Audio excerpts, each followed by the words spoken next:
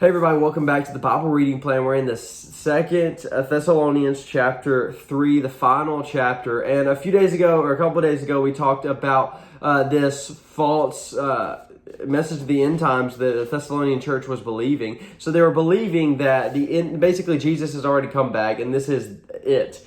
And so that caused a lot of people to quit their jobs, right? Say, okay, if this is truly it, if there's really no further purpose, then I'm going to quit my job and stop working. And Paul has already addressed that false doctrine, and now he's saying, okay, you are not to be idle. You're to be busy, but not be busybodies. You are to work with your hands. You are to supply for yourselves. We see Paul saying, like, if you're not willing to work, then you shouldn't eat. And Paul believes this wholeheartedly. That we should work with our hands. We should supply for our own self as we are able, and we should not be busybodies. We should be workers. We should be, working hard to do good. And I think a lot of us, we have this prosperity gospel, which is, if you give to the church, you're going to get this new car, a new promotion, and everything. It's a cheap gospel. And then you have some people who see the word, and it says the love of money is the root of all evil.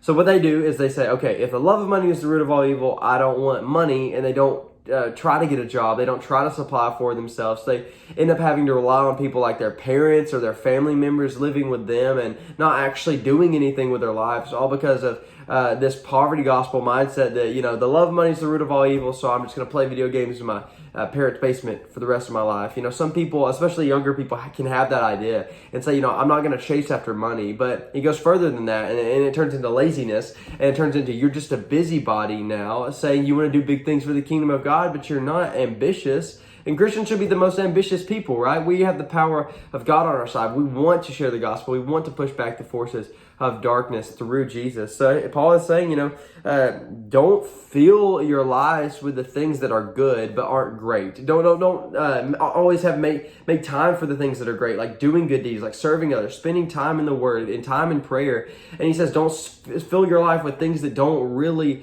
matter. He's basically saying there's a short time you have on this earth, and you need to use it well. You need to use it like you're going to die. You're going to stand before Jesus and give an account of your life. And you don't have much time on this earth when it's all said and done.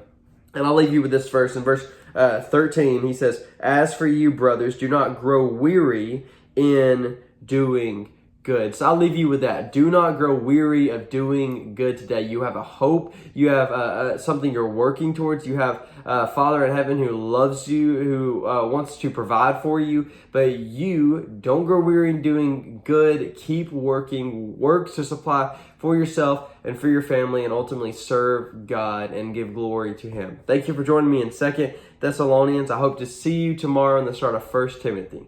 Bye.